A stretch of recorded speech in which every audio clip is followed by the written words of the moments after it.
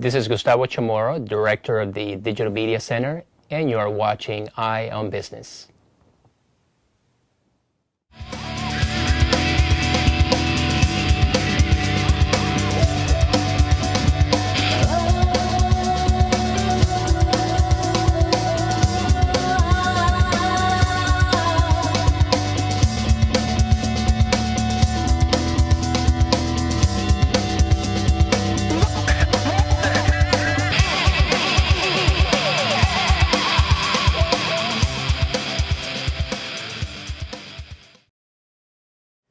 Welcome, I'm Kevin McDonald and you're watching Eye on Business. With me today is JJRicha, and he is a serial entrepreneur, a member of the TechCoastAngels, and managing director for Trenchant Ventures. Thank you for coming in today, JJ. I really appreciate it.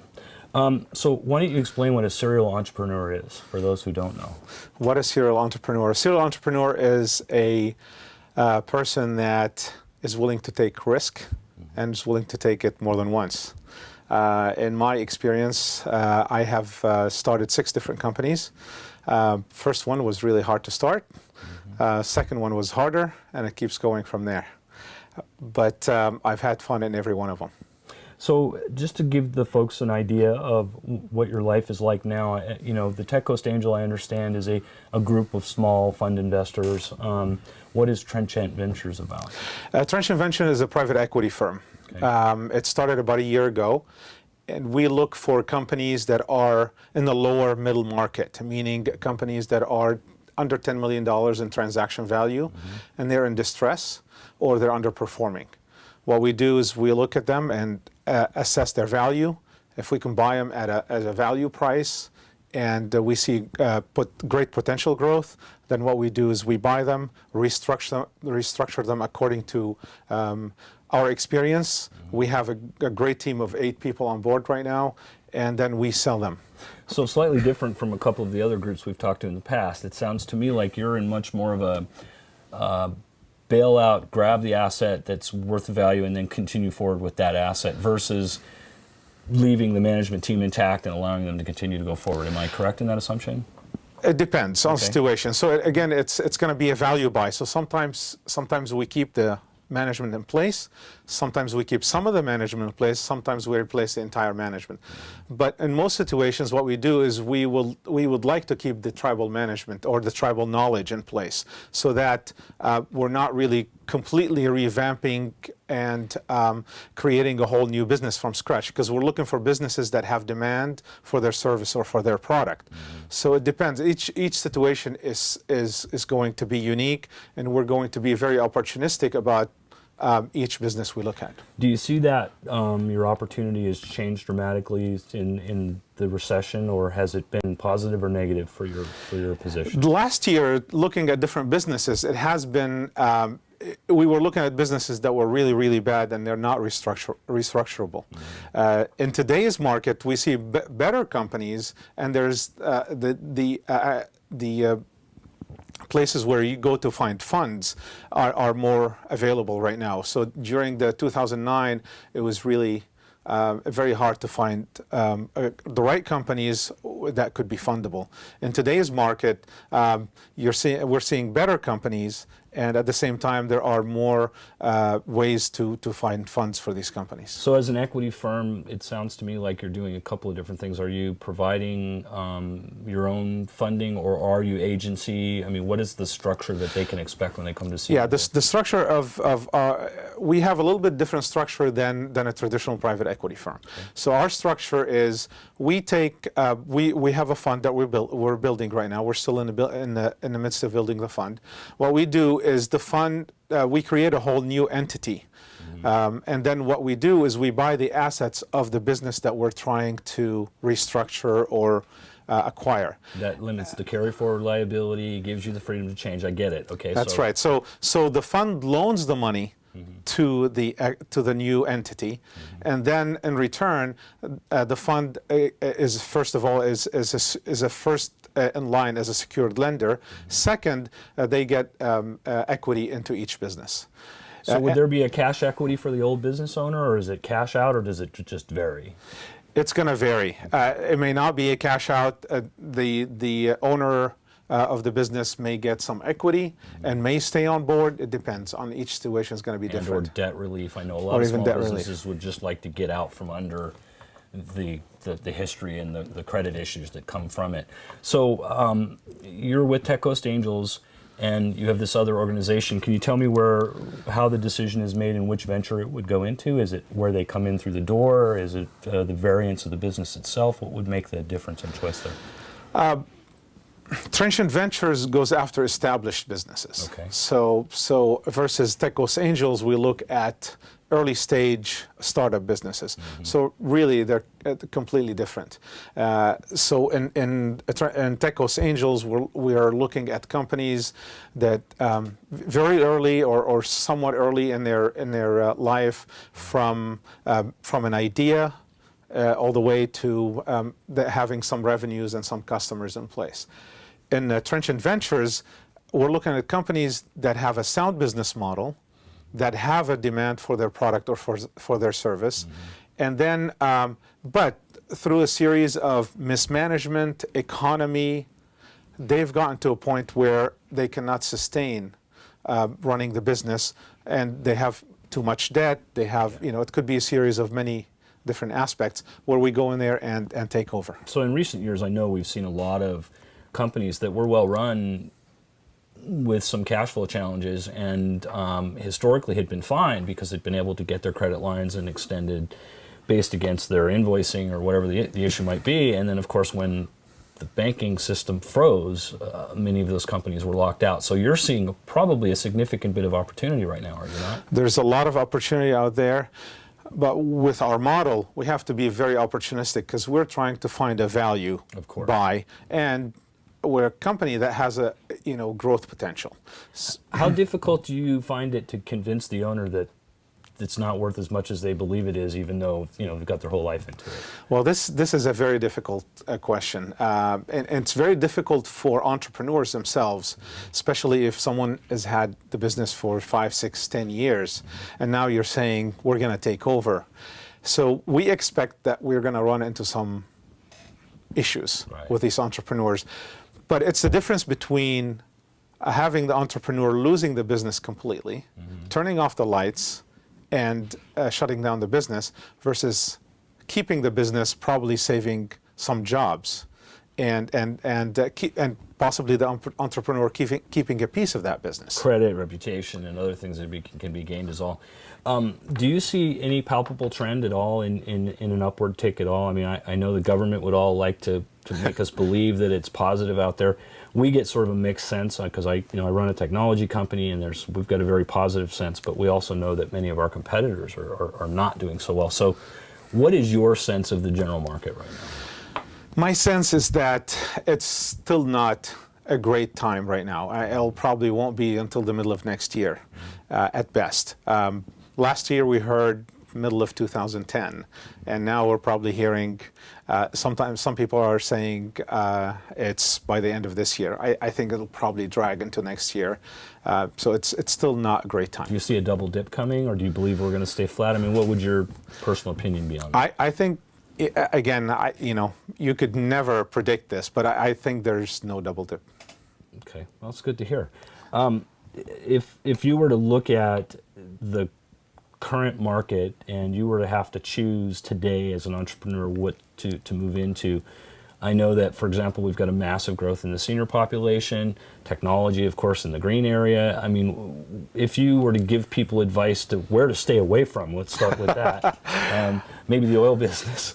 Do you have any advice for folks? Because this really is for folks that are out there struggling, some of them, and some of them that just have great ideas and want to start a business. Healthcare is big, and it will stay big for probably a very long time. I think the next bubble is the green. Everybody talks about green energy, green. We need to find a solution, but there's so many solutions out there and so many companies starting around the green. I think it's the next bubble. You and I are in agreement on that. I also think it has it's the snake oil of the century in some ways, because frankly, much of what we're seeing really isn't real. Yeah. It's just a marketing term and so on and so forth. So healthcare, let's go there for a minute. You see market opportunity, but do you see challenges and limitations with the fact that the government is effectively working to take it over. They got pushed back, but I don't believe the government ever gives up on anything. So, what risk does an entrepreneur have, or even a person going to college today, where their salary limitations are going to apply, there are going to be compensation limitations, limitations on liability, et cetera, et cetera. Do you ultimately think that's a good business to go into in the long run? Maybe not the next decade, but...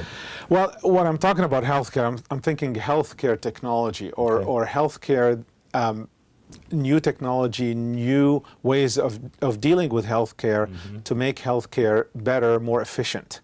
So if someone could really, if there are a lot of solutions out there that I've been seeing, and some of the solutions make the communication better, some of the solutions make interaction better, make things more efficient. So that type of business will have, regardless if the government takes it over or not, will have a place. That's interesting you say that, because I know that they're trying to go more electronic transaction.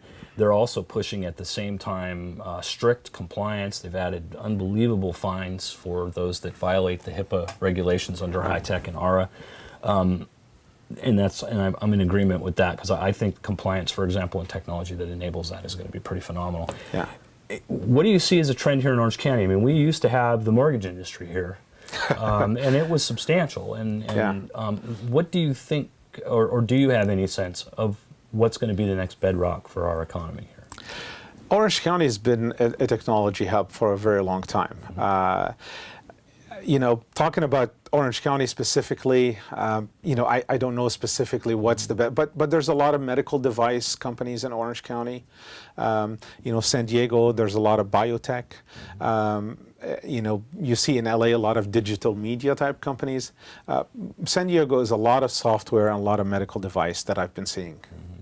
That's interesting. It's funny you bring that up. I never really imagined that the public doesn't realize this, but we hear Silicon Valley is the center, the tech center. And in fact, I helped and proposed ACR 52 that declared California the tech center of America. I don't know if you've got to see that. But we did it intentionally because of the 1 million jobs that are in California that average of $106,000 a year salary, almost half are south of Central California. And most people don't realize that. I didn't know that. So, yeah, so that's one of the things we're trying to do, is to say, whoa, investors, business people, colleges, let's come down this way too, because we have these resources and these great people. Let's talk about your best deal ever and your worst deal ever. Now, you don't have to say specific, but give me an idea of what the range of risk and return can be for a good investor. Well, I can give you a personal, specific example. I started 6 different companies, and after selling my last company, I started another one, which was number 6, and I invested $500,000 in that company. And believe it or not, you would think that I would succeed at that. I still failed. So that tells you very, very personal to me, where I started another company after starting 5 different ones, where I failed at it. Now, from an angel standpoint, which is really now I'm on the other side of the fence, I look at companies in a completely different angle. Specifically, I've invested in 2 companies so far, and none of them have had an exit yet. So I don't know if I could tell you the best or the worst. But from an angel investor standpoint, I look at companies from a different angle. I look at the entrepreneur. I look at how viable the business is. I look at there's a demand for their product or service. Do they have any customers? What is their distribution model? How can they reach these customers? Because if they have an easy distribution model, they'll probably succeed if they have a good business model. You just brought up a really good point, and I think the audience needs to know this. There's a lot of accusation that happens in America when someone does make it successfully. But what they don't see is the $500,000 that was invested. They don't see the fact that you work 18, 20 hours, 7 days a week. I mean, I've been there and I see this. So the other people who don't see it is the legislator. And I'm going to tell you, I have some interviews coming up with some players who can have a difference here in the state of California. So as someone who's investing, what would you like to see in the change of structure as the government's trying to figure out how to get out of this budget nightmare to bring business to our state and keep them here. Is there any suggestion that you can make to them? I think in general, if you talk about from a tax standpoint, so if you see from the taxes when you have the capital gain tax, they don't take into consideration the time, the investment, and the original capital that was invested into the business. And the deferral of income that you don't take as the owner many times as well. That's right. So if that gets taken into consideration, it makes a huge difference. And they shouldn't put a lot of blocks in front of the angel investors, because angel investors are risking a lot. They're risking their capital into businesses that may never succeed. So there should be more ways to ease the road for the angel investors in order to invest. At the same time, I just want to bring up another point that you were talking about, the entrepreneurs themselves. Now, the entrepreneurs, they think that I come up with an idea, I start a business, and I'm financially free. But that's not the case. They forget that it takes a lot of work, 18-hour days, 90-hour weeks. Last one paid, if ever. Yeah, if ever. So they forget that it may not work. It may work. So it's really a lot of work, a lot of risk. They need to understand that they should have some savings, maybe keep their day jobs until the business is launched. So there's a lot of risk, and I would encourage entrepreneurs to go and really understand the ecosystem of the angel investment, of how businesses are started, and to understand better what it takes to get a business from zero to a financially viable business. Have we seen the pulling back of the unrealistic expectations on valuation? I mean, we saw in the early days, of course, prior to the internet bubble, just completely insane valuations that had no basis. We saw some pullback into failure, but we're starting to see this again, I think, in the green environment. There's no income, there's no proven revenue model, and yet somehow they have these huge valuations. How do you manage the expectations of an entrepreneur that comes up and goes, I have this $1 billion idea, I know it's going to make it, and you're going, you have no revenue, how do you argue that position? What you do is you value the business based on today. You don't value it based on its potential revenue in the future. So do you have any sales, any revenue today? If you do, then we decide basically, well, it has so much revenue, and there are many formulas that you could go after. But you look at the business today, you look at the risk of the business success, and then you decide what the value is. But you can't value it on $1 billion potential revenue. Right. And then you look at how much can this business grab out of a $1 billion market. So if a business can grab 5% of a $1 billion market, then they might have a better chance of succeeding or getting to maybe $50 million or $100 million type company. And so it's all based on the current revenue and the potential market, and how much risk is it to grab that market. So how much of the valuation in today's is the management team? I know that many organizations brought people unrelated to the entrepreneurship part of the family, I guess you could say, in order to raise funds. How much of that is still going on today? Are there hired guns still being brought into companies just to raise funds?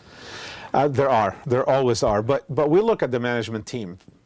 So actually there's a controversial email that I sent around to TechCoastAngels just a couple days ago. Is it the jockey or is it the horse? Which one do we bet on? Well, it's a controversial subject. Some of the TechCoastAngel members say it's the jockey, and some say it's the horse. So I got a pretty hot conversation going on. But there was a study done by several universities, including USC and Chicago, University of Chicago, that says it's the horse. So for me, it's really both. And it may be a 50-50 split. Because if you don't have a good business model, no matter how great the management team is, they're not going to be able to take that business. If there's no commercial desire, if you don't have the finance capability, I can understand where your point comes from. And the same thing, if you have a great business, but there's no jockey to take it to the next level, it's also not going to work. So it's really both. But initially, you're going to look at the management team, how enthusiastic they are, how much do they understand the business, if they've done it before, even better.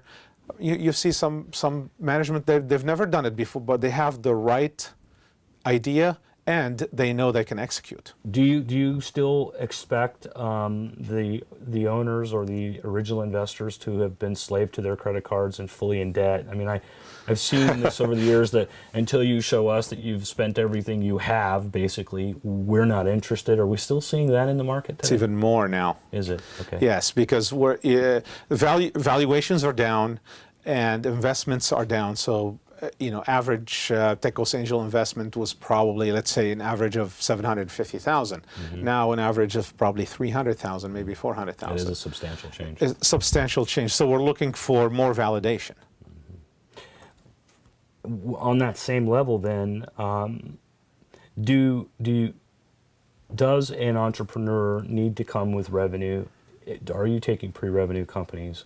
And at what point do you make the decision, yes or no, on that basis? TechCoastAngels, we have a program called Seed Track at TechCoastAngel. Okay. So the Seed Track program really takes pre-revenue type companies. And these types of companies are companies that are valued at somewhere around $500,000, and they need less than $100,000 to prove their concept. Okay. So they don't need to have revenues. But there are not many companies that fit that profile.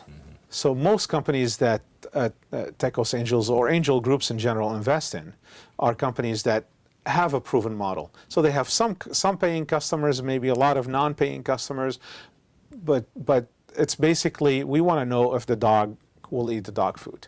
So if there is a demand for that product or that service, and there is proof for that, regardless of how much revenue there is, it could be small revenue, but at least we know there is a demand.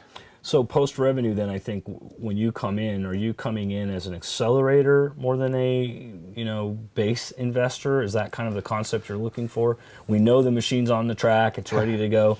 I know many companies are short of basics like marketing and R&D money. What's your primary experience, and what is it that money is funneled towards as you move into? In the Seed Track type program, we actually get involved personally into the company. So we will actually help them take an executive position in the management and help them get to the next level. So that's kind of part of it.